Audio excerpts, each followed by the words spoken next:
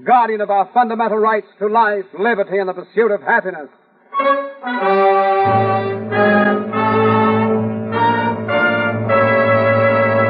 Mr. District Attorney, one of the programs selected to be rebroadcast to our armed forces overseas, is brought to you by Vitalis and Ipana, two famous Bristol-Myers products for the protection of good looks. For hair that's well-groomed, it's Vitalis and the 60-second workout. For a smile that sparkles, it's Ipana toothpaste and massage.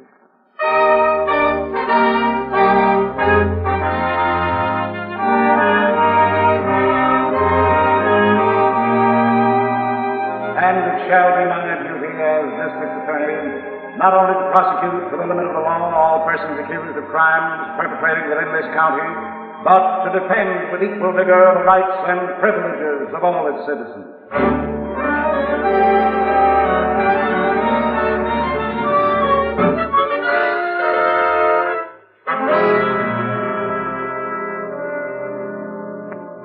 Tonight's story begins in a small walk-up apartment in your district attorney's city. It's supper time, and a young couple are at the table talking. Rocket was here again. You got any more bread? Here. He said he'd be back. You should have made some gravy for this. I said he's coming back, Eddie. I heard you the first time. Well? I'll be out. Where you going? No place. I'm just out if he comes back. Why? Oh, Ruthie, I told you 10 times I don't want to have anything to do with rockets. Sure. You don't want to have anything to do with Rocket. You don't care. You don't care about making more money, real money. Look. If you want me to finish my supper, lay off. I don't care what you do. I don't want to hear any more about rockets. That's too bad. Ruthie. You're going to hear.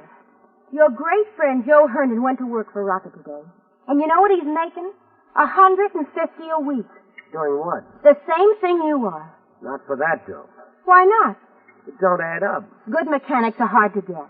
It don't add up. I make $65 in a big plant. Rocky's got a back alley joint. How can he pay so much? Well, he just opened. Maybe he wants to make sure it goes. Don't add up. You worry about being a patriot and working in a war plant. His place is a war plant. I'll bet. Well, what if it isn't? What if there is something phony about it? What do you care? It's a chance to make money. We're doing all right. Oh, yeah, we're doing fine. Us and the roaches. Are you going to be a sucker all your life? Are you going to live in a dump like this all your life? I'm sick of it, Eddie. I'm sick of being poor. I'm sick and tired of it.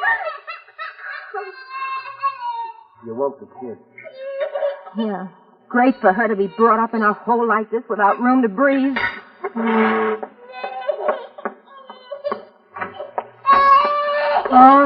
All right, darling. Pour yourself some coffee, Eddie. There you are. Now go to sleep, baby. That's it. Go to sleep, darling. You want some? No. I'll stick to the champagne. Great place to bring up a kid. Freezing in winter, boiling in summer, crawling with dirt the whole year. Is that Rocket? Yes.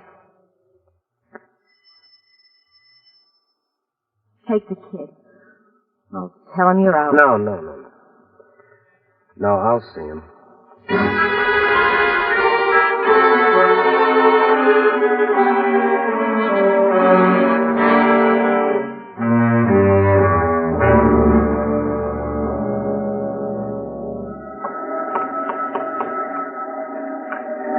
Oh, what is this? What's the matter, Eddie? What is this? What are we doing here, Joe? What's this all about? Oh, you got me. Rocket said he wanted a mechanic and new calibrations. So for 2 days I'm monkeying around on this machine. You can't use it for anything. Can't use any of these machines for anything. What do you care, Eddie? We're getting paid, ain't we? You get paid more, too, boys. Oh, hello, Mr. Rocket. What do you mean we get paid more? Oh, an extra $25 a week. To start, you might say. To start what? Yeah, you're right about these machines, Eddie. They're not much good for anything. But, you boys come out in the back. I'll show you some that are. Oh, I didn't know there was a back to the place, Mr. Rocket. Well, this room is really just for appearances. Showroom, you might say. But in the back, help me move this cabinet, will you? That's not very heavy. No, just a screen to cover this door. Come on. Slot machines. Yep.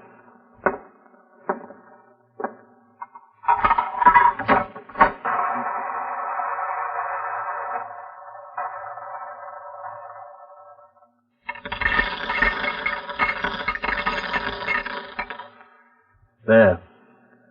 See what the trouble is? You mean somebody could win by luck for once? They were pretty banged up when we got them. They look all right now. They are on the outside. The machinery's all off. Until they're fixed. And that's where we come in? That's right. Is this your war plant, Mr. Rocket? You might say. Count me out. Now, Eddie. Count me out. Where are you going? Back where I came from. Eddie. You know, you can make 175 here.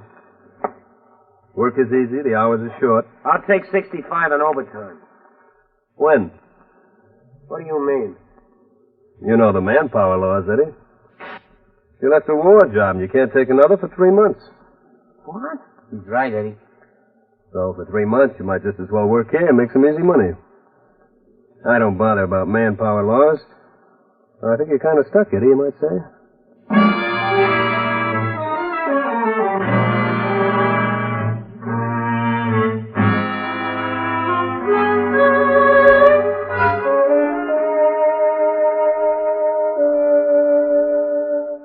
I don't know, Miss Miller. I just don't know. You just don't know what, Harrington. This manpower shortage. We know there's a real shortage. How can people quit their jobs now? Well, I guess they think the war's almost over. Are they crazy? Either that or it's wishful thinking. Yeah. Oh, Good morning. Morning. morning, Chief. I have some work from both of you. That's a surprise. What kind of a case is it, Chief? Robbery. Who was robbed? The city storage yard. What? That's right. It happened a few days ago, but unfortunately it wasn't brought to my attention until this morning. What on earth would anybody steal from the city storage yard? Slot machine. Uh-oh. All those machines we confiscated have been taken before there was time to convert them to scrap. Well, I guess that means we better get on to look on, huh? They'll be popping up again all over town. Yes, I want to get them before they're redistributed. How are you going to do that, Chief? The machines aren't any good. They have to be fixed. And that takes skilled mechanics, huh? Exactly. And they're very hard to get these days. Well, I have a list here of war plants where they employ mechanics who could be used to fix slot machines. I want you both to check these plants and find out if any men have quit recently. And if they have? Find out what they're doing now.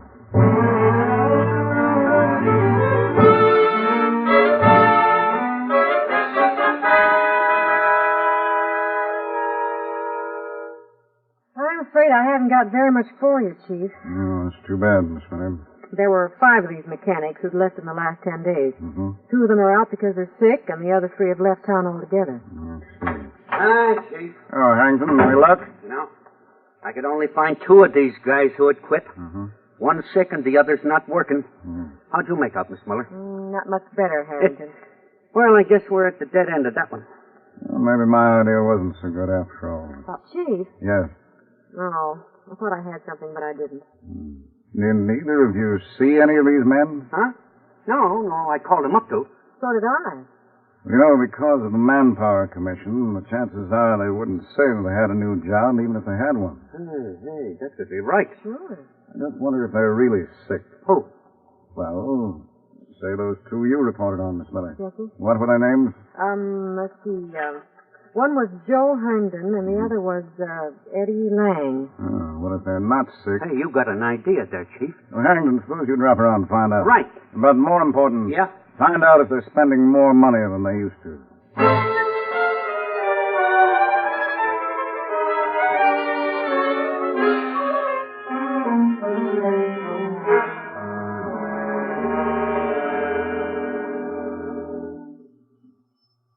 Just a minute. Yes? Mrs. Eddie Lang?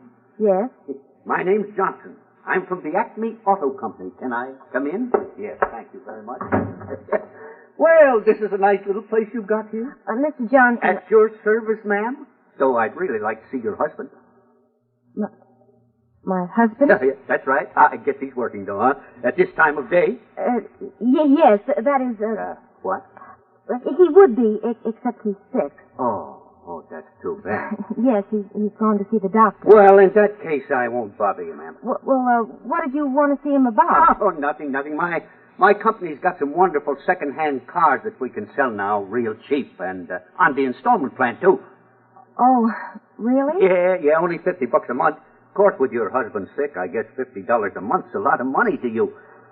I've always wanted a car. Oh, is that so? Well, maybe when your husband gets better, you can Mr. Johnson. Huh? We have some money saved up. Oh, Mrs. Lang, I wouldn't want to touch your savings. It's quite a bit. As a matter of fact, we just bought this couch the other day. You did? Uh-huh. Hey, that's a real fine piece of furniture. Yes, isn't it? Well, maybe your husband would be interested in a car then. Well, I think so. Yeah? Well, suppose I drop around tomorrow morning. Well, Eddie, he likes to sleep late. Yeah? And then he usually goes for a walk or to the doctor. Oh. But he's always here supper time. I see. Why don't you come around tomorrow night? You'll be sure to get him then. Okay, I'll get him then.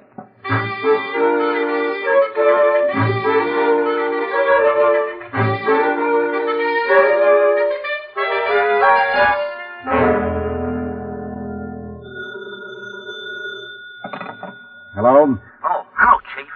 This is Harrington. Yes. Hey, your hunch was right. I think Lang and Herndon are our boys. Good. Do you want me to bring them in? No. We want to find out where they were working and who's at the head of it. Okay.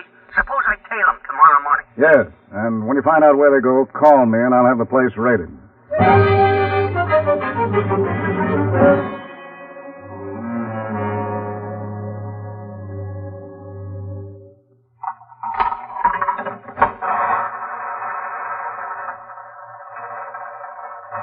Yeah, this one's working okay, Eddie. Yeah, against suckers like us. You'll never catch me near one again. Come on, let's get at the next. I'd like to leave them just as they are. Ah, no, Eddie. Don't hand me that stuff again about all the dough we're making. We are, Eddie. Yeah. What happens when they catch up with us, Joe? How's anybody going to catch up with us? Well, suppose they do. Suppose you're crossing the street and you get run over. You can suppose anything if you want to. Well, we're making dough, Eddie, so let's enjoy it. All right, come on, let's test this one. Don't touch that. What? What's the matter, Mr. Rocket? Not so loud. What's up? We have visitors out front. Who? The police. Police. Shut up. How'd you head them off? Why should I talk to them? They know you own the joint anyway. Oh. Yeah, I think I put it in my name, do you? Hey, listen, if they come back. They're walking right up here. Is the cabinet in front of the door? Yes, just keep still. We're caught. Shut up. Why don't we go out the back stairs? Because they probably... Joe, you clumsy dump. Well, they know we're here now. Just back then. Never mind, we gotta get out. Come on. The back stairs? Yeah. What about Rocket? What about us, you jerk? Come on. He'll be in here in a minute. Never mind. Here we are. Up this side. Hurry. All right, you two. All right, nothing, copper. What are you standing there for? Come on. Joe. Come on, Eddie. Joe, look at him. Listen, Eddie. He slammed his head against that pipe, Joe. Maybe he's dead. Well, if he is, then we got to get out of here. Come on.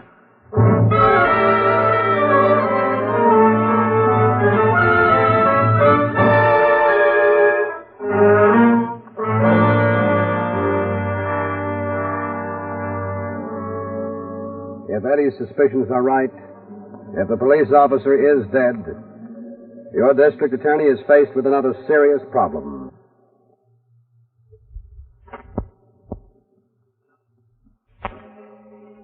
We'll hear the new developments in just a moment. But first, a footnote on colors. Green stands for envy, Yellow stands for cowardliness. and pink must stand for romance, judging from all my pink Valentine cards. Well, perhaps. Though pink certainly doesn't stand for romance when it's pink on your toothbrush. Now that calls for a quick trip. Where? A trip to your dentist. He may say your gums are sensitive. And, like so many dentists, he may suggest the helpful stimulation of Ipana toothpaste and gum massage. Is that so? Yes, a 1944 survey, carefully conducted by impartial authorities, reveals that 7 in 10 dentists advise regular gum massage. Also, that twice as many dentists personally use Ipana as any other dentifrice. Gum massage and Ipana. Yes, a winning smile and sparkling teeth depend so much on healthy gums. And today's soft foods often fail to give our gums the exercise they need to stay firm and strong. So help give your gums that exercise with Ipana and massage. Now, every time you brush your teeth with Ipana toothpaste, massage a little extra Ipana onto your gums. Remember, for firmer gums, brighter teeth, a more sparkling smile, start now to use Ipana toothpaste and massage.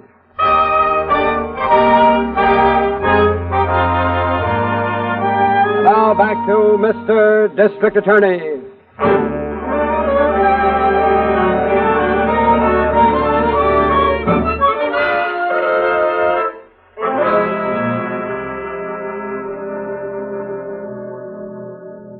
No word from the hospital yet, Chief. Oh, thank you, Miss Miller. That cop never did regain consciousness, did he?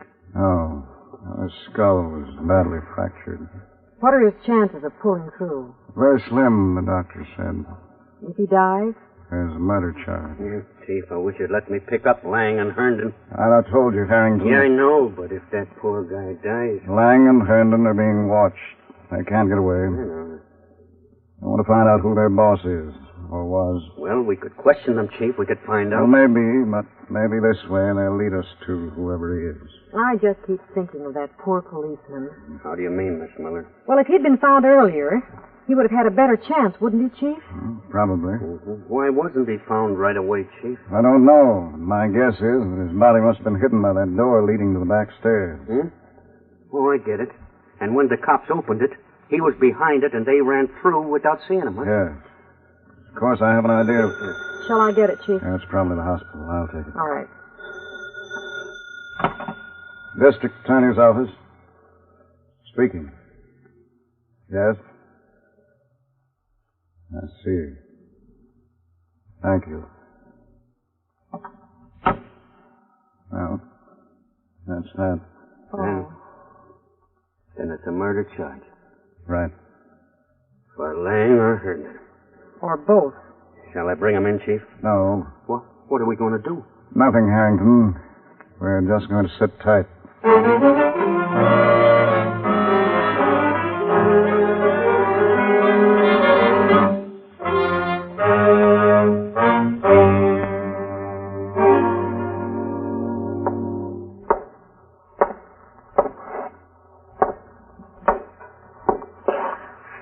Why don't you eat something, Eddie?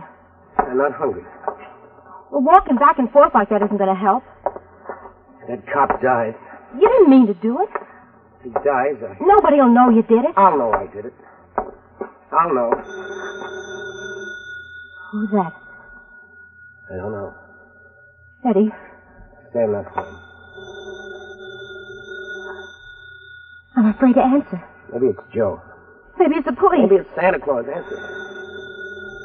Eddie. Go on. Hello? Who is it? It's Rocket. Rocket. Hello? Yeah? Oh. Okay. I said okay. Goodbye. The guy's dead. How does he know? He said he was hiding in the place when they took him out, and he was dead then. Oh, Eddie. You know what else he said? You know what else my boss, Mr. Rocket, said? He said you were a murderer, Eddie, you might say. So I don't think you better say anything to the cops about me or anything. I think you better beat it, Eddie. Get out of town, you might say. Eddie! Oh, Eddie!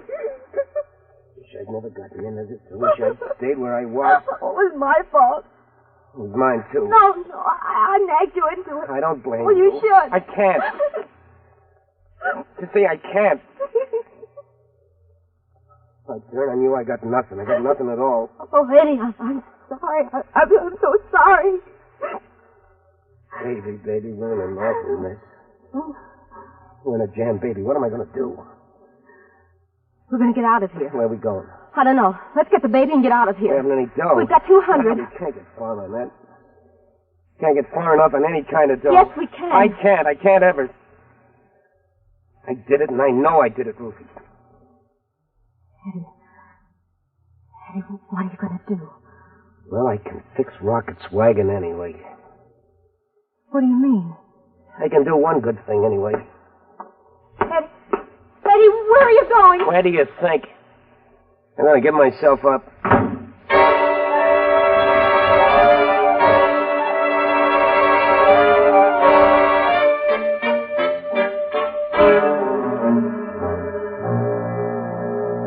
Eddie, why did you go to work for Rocket?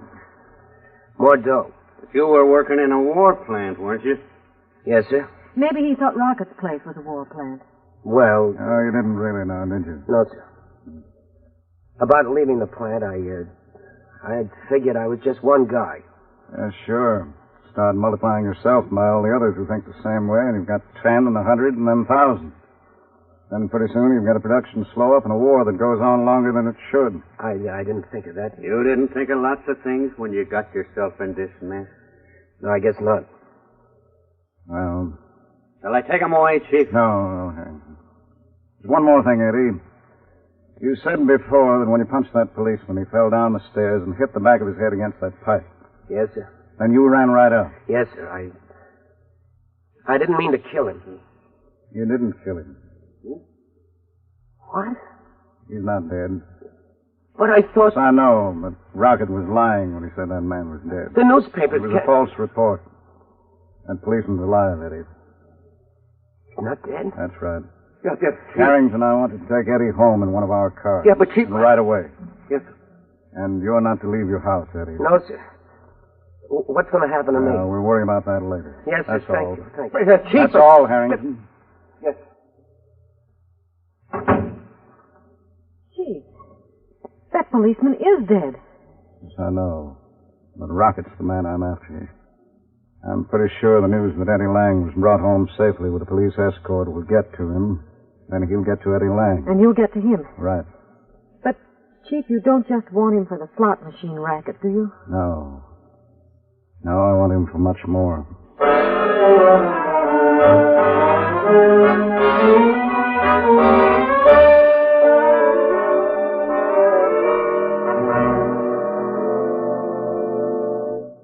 Eddie, I don't get it. I don't either, baby. It doesn't make sense. There's something wrong someplace. Look, all I know is the guy's not dead. I'm not a murderer. There's something screwy about them sending me home, but I didn't kill anyone, Ruthie. I didn't kill anyone. You don't know what it feels like to think that you did, and then you... Oh, honey, I'm so glad. So am I. I just don't care about... What? I was going to say that I don't care about anything. But I do. What do you mean? I care about going to jail. Eddie. I don't know just what they're up to, but they're not going to let me off, baby. I guess not. Sucker. What? I was remember saying to you, you want to be a sucker all your life. Well, I guess when you're poor, you're set up to be a sucker. Oh, now what? Oh, there was an auto salesman around yesterday. I guess we're not going to need a car. Well, I better answer. Eddie. Yeah. If it's the police. Yeah? Did you tell him about Joe? No, but they knew.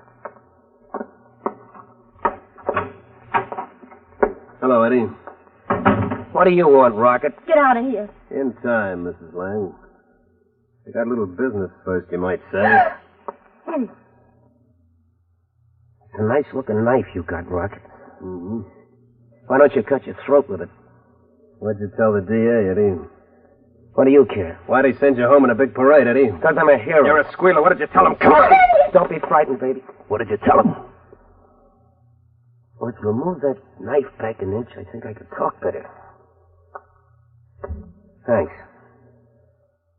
I told him the truth, Rocket. You're working for me? Yeah. Setting slot machines? Yeah. Tell me you killed that cop? Yeah. Only the cop isn't dead. What? You heard. That's a lie. No, it's true, Rocket. It can't be. He has to be dead. He has to be dead. Why does he have to be dead, Rocket? Come on in, Harrington, and keep him covered. Right. All right, Rocket. Why does he have to be dead?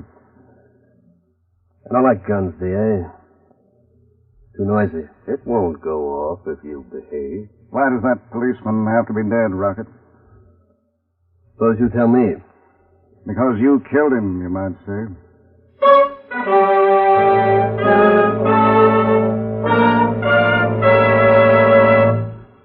Your district attorney will be back in just a moment to tell you the reason he knew Rocket was the murderer and the final outcome of the case.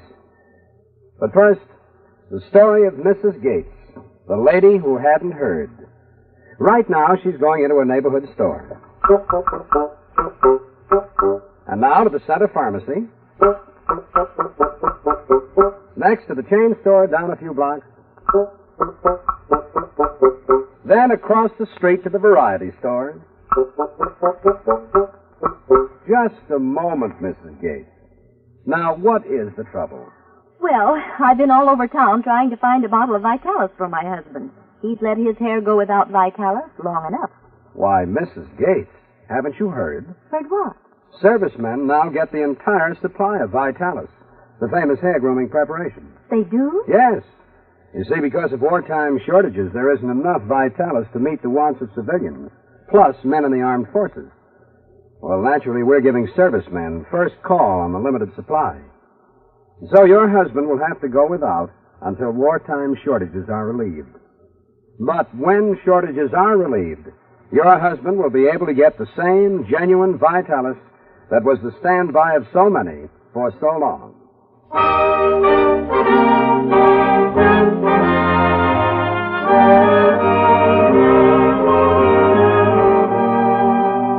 Now, here is your district attorney.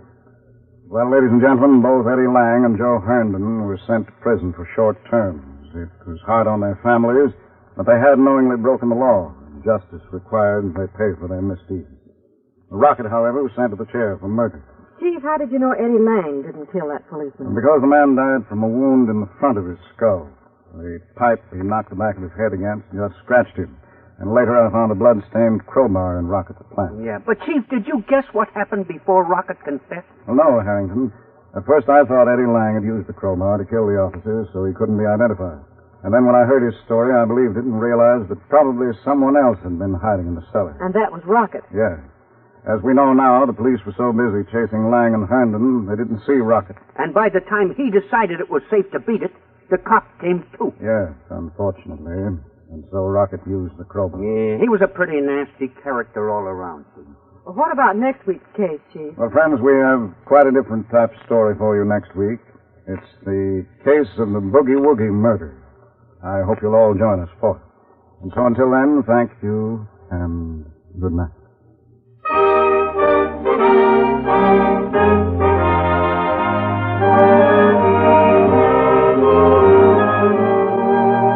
The names of all characters of tonight's dramatization are fictitious, and any resemblance to names of living persons or actual places is purely coincidental.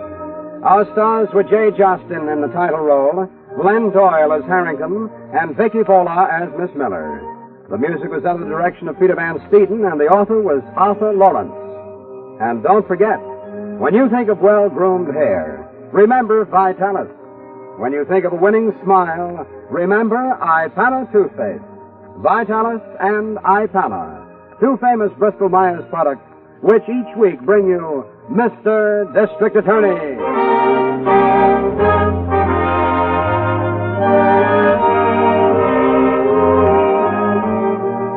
Hold it.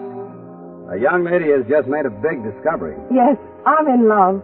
And I think George is just about perfect, even though he isn't what you'd call handsome. Well, George's romance proves again that a clean-shaven, masculine look counts more than a handsome face. Men, rely on Ingram's rich leather for close, smooth shaves yourself. Comfortable shaves, too. Ingram helps condition your face for the razor, for cool, comfortable shaving. Enjoy cooling Ingram. I-N-G-R-A-M. Ingram Shaving Cream.